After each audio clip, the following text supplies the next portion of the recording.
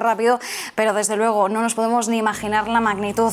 Mientras tanto, pasamos ya a nuestra sección de gestión de patrimonios y esta tarde nos acompaña Jaume Puig, es el CEO y CIO de GVC Gaesco Gestión. Jaume, muy buenas tardes. Hola, buenas tardes. Gracias a vosotros. Jaume, estamos pendientes pues realmente de varios focos en el mercado que podríamos decir que desde hace unos meses son los mismos. Seguimos con la resaca del dato de inflación que conocíamos este jueves en Estados Unidos, un repunte del 7,5% en enero, cifra máximos desde 1982, y seguimos vigilando pues los mensajes de los bancos centrales. Una Christine Lagarde que cada vez que comparece intenta trasladar mensajes de cautela, aunque el mercado ya está descontando dos subidas de tipos en el viejo continente de cara a finales de año, la primera en septiembre, la última en diciembre. En el caso de la Reserva Federal en Estados Unidos damos por hecho que va a ser en la próxima reunión del mes de marzo, y mientras tanto también persiste pues la crisis sanitaria de fondo. Enseguida hablaremos también del fondo que tenéis, el 300 Places Worldwide, que se centra en el sector turístico, en empresas que pertenecen a ese sector, y te preguntaré sobre ahora mismo cuáles son las perspectivas que tenéis de impacto de la pandemia. Pero antes de nada, ¿cuál es el contexto de mercado que estáis vigilando desde GVC Gaesco Gestión? Bueno, el contexto de mercado que nosotros vemos sencillamente es que el gran riesgo es la inflación. Es decir, nosotros el segundo tema que comentabas, que es el tema pandemia, consideramos que lo consideramos descontado. Si quieres entramos en por qué no, pero desde el punto de vista de mercados, ¿no?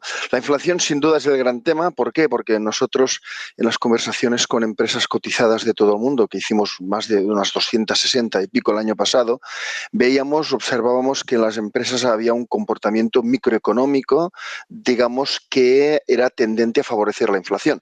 Entonces nos sorprendía mucho este discurso oficial de bancos centrales, que era coyuntural, cuando nosotros mismos observábamos algún componente estructural clarísimo, ¿no? Entonces, ¿qué ha pasado? Al final, los norteamericanos y los ingleses fueron los primeros en variar el discurso allá sobre el mes de noviembre, y el Banco Central Europeo ha tardado unos 3 meses más en ver lo que estaba sucediendo y en sumarse a lo que están haciendo ya, digamos, los otros bancos centrales, ¿no? Con lo cual, yo creo que, esto se analizará con el tiempo, pero creo que los bancos centrales han subestimado el comportamiento microeconómico de la inflación, es decir, cómo el comportamiento de empresas y, digamos, familias afecta a la inflación. En particular, podemos hablar mucho de ello, pero dos temas. Uno, cómo las empresas han trasladado los aumentos de costes continuamente a precio de venta íntegramente, es decir, el margen empresarial no ha actuado más de una especie de airbag antiinflacionista. Y dos, muy importante, cómo empresas y familias han decidido, pese a tener buenos balances y una situación saneada, pedir más créditos, lo cual quiere decir que el multiplicador funciona, y cuando el multiplicador funciona aumenta la oferta monetaria y es tremendamente inflacionista. Entonces, el gran riesgo del año, ¿cuál es? Sin duda, la inflación, ¿de acuerdo? Y es una inflación, además, que hemos visto la oleada de inflación de bienes, cuando una vez se han liberalizado, pero que pensamos que aún está por llegar la segunda oleada de inflación, que es de servicios. Es decir, al final, las restricciones pro-COVID que hay en todo el mundo, hoy aún vigentes, que sepamos de una escala de 0 a 100, hoy la vigencia de las medidas es 46, aún, según el Oxford Government COVID Stringency Index, que es una escuela, digamos, de la Universidad de Oxford que lo mide, para todos los países cada día y para todo el mundo. Y entonces, al final, ¿qué pasa? Aún vamos a ver de aquí para adelante cómo estas medidas anti-COVID van descendiendo y van paulatinamente acercándose a cero. Esto provoca un boom de servicios. Piensen que los servicios, pese a que se han recuperado mucho respecto al año pasado, aún no han alcanzado la senda que tenían pre-COVID.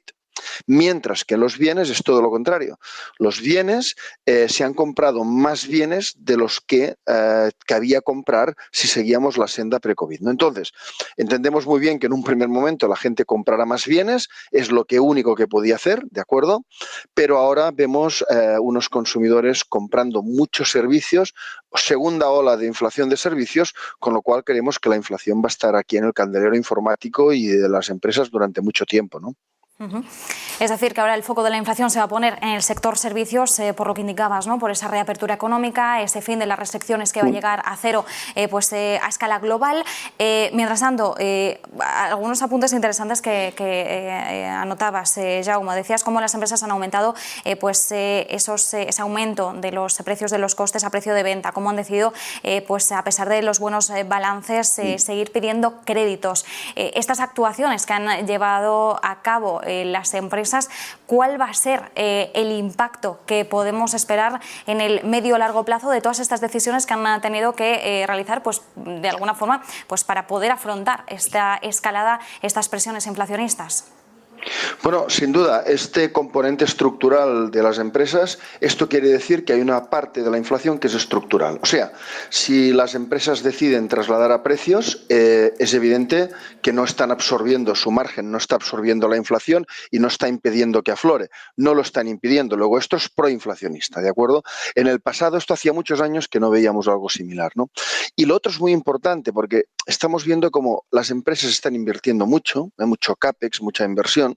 Estamos viendo que esa inversión disponen de balances sanos, saneados, que podrían financiarla con caja, pero hemos visto que prefieren, digamos, financiarla con deuda. ¿Y por qué? Y eso, pero como decía, no es una deuda desde la necesidad, es una deuda desde una fortaleza de balance, ¿no? Eso es tremendamente importante. Por ejemplo, si yo le compro algo a alguien, ¿de acuerdo? Y pago con dinero que tengo en mi cuenta corriente, de mi cuenta corriente va a de la otra persona, con lo cual el dinero en circulación es el mismo, ¿no? Ha cambiado de cuenta, pero el dinero es el mismo. Pero si yo teniendo dinero para hacer una compra decido endeudarme para comprar, el dinero se ha duplicado. Hay dos, en las cuentas corrientes hay más dinero. Esto es aumento de la oferta monetaria que tiene una enorme correlación con la inflación.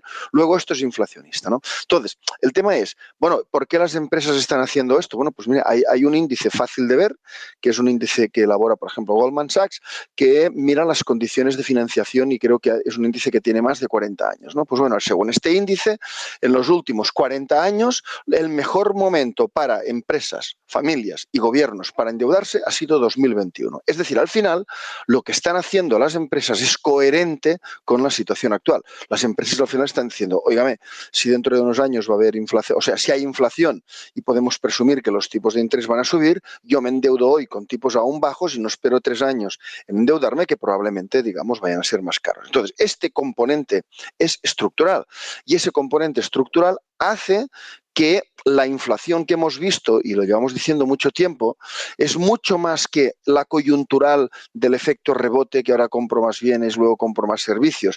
Ahí sí que hay una especie de soufflé que sube y luego va a bajar, pero hay una parte que está ahí, que se queda y que es muy importante, ¿no? Entonces, esto es determinante. ¿Y por qué?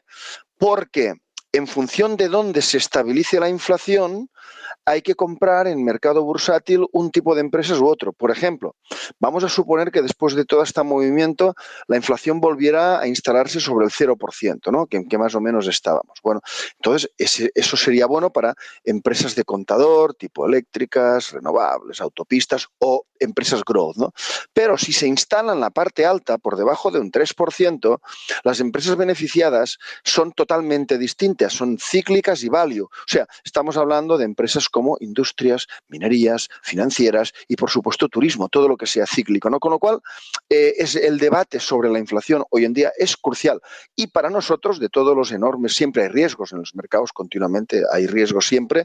El gran riesgo es la inflación, pero a mucha diferencia de cualquier otro, ¿eh? Mencionabas al principio, Jaume, cómo realmente ahora mismo la inflación es sin duda el gran tema y cómo el mercado ya tiene más que descontada la situación de crisis sanitaria en la que nos estamos moviendo.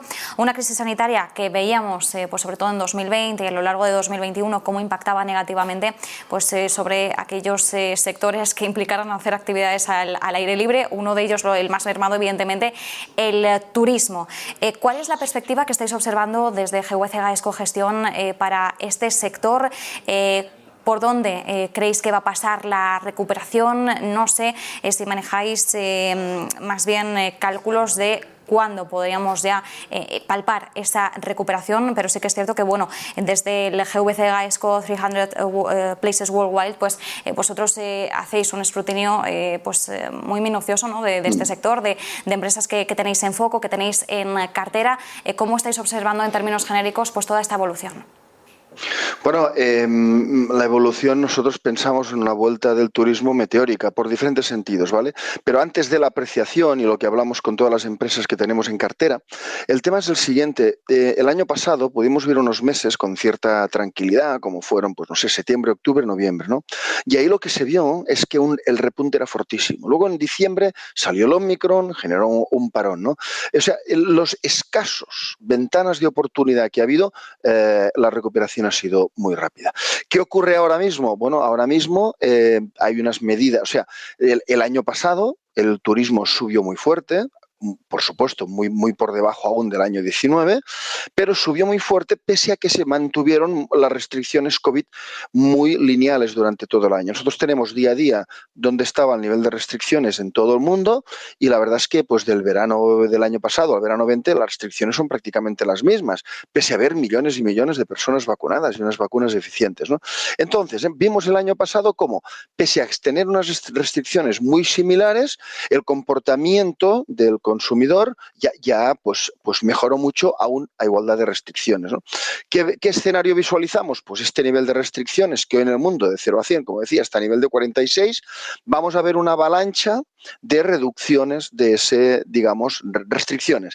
Y esa avalancha de restricciones conlleva una respuesta inmediata de los turistas. La campaña de verano se prevé no buena, sino lo siguiente. Es decir, este año no va a ser como el 19, este año, pero el verano del 22, digamos, se va a parecer bastante al verano del 19, sin ser lo mismo todavía, ¿no? Pero la recuperación se está avanzando. Nosotros tenemos los años de recuperación previstos para todos los subsectores turísticos y, sin duda alguna, todo esto se ha ido avanzando tremendamente, ¿no? Con lo cual, vemos un gran año turístico. Las compañías nos lo están comentando desde turoperadores a líneas aéreas, etcétera, etcétera, hoteles, y aun siendo unas reservas que se hacen más a última hora, cuando no hay restricciones emerge. Luego pensemos en dos factores más añadidos.